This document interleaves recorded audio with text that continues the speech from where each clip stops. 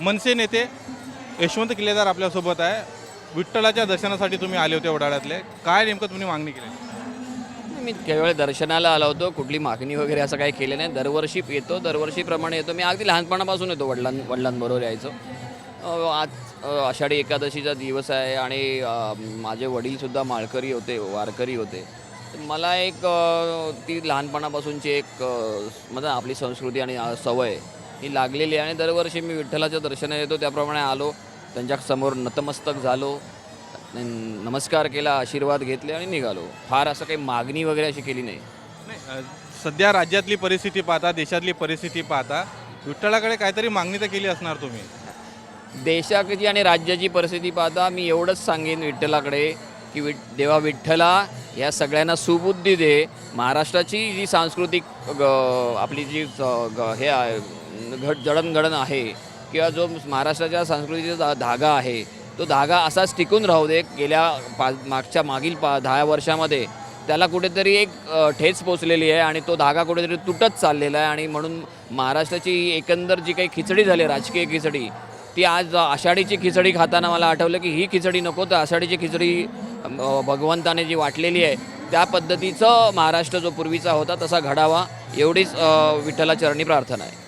उद्याला ठाकरे बंधूंचा मोर्चा असणार आहे, कसं नियोजन असणार आहे? किती साधारणतः लोक येण्याची शक्यता आहे? लोक म्हणजे हा विद्यार्थ्यांचा मोर्चा आहे की विद्यार्थी मोठ्या संख्येने रोज जमा होतात, तसे तेही जमा होतील।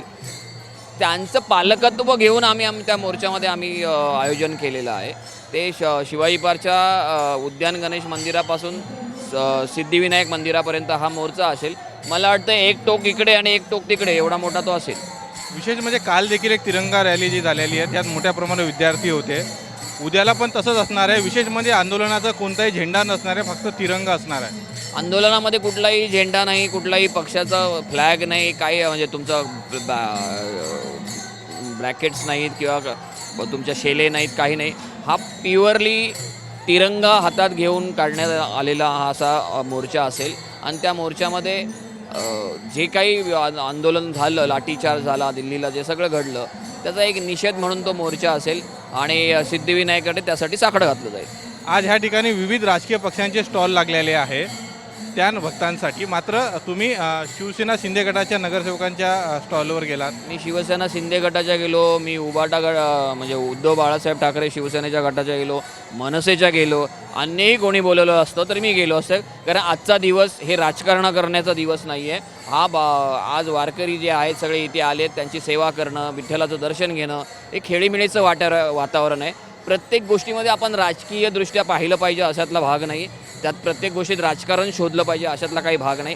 माझे संस्कार वेगळे आहेत। मी राजकारणाच्या वेळेला कडक राजकारण करतो, इतर वेळेला मी नॉर्मल, आपण सगळे एकमेकांचे काही दुश्मन नाही आहोत ना, एकमेकांचे सगळे आपण इतर वेळेला राजकारणाव्यतिरिक्त इतर वेळेला मित्रच आहोत। त्यामुळे सणासुदीला एकमेकांकडे जातो, हा एक सणच आहे, तसं त्यांच्याकडेही गेलो, आमच्याकडेही गेलो, सगळ्यांकडे गेलो।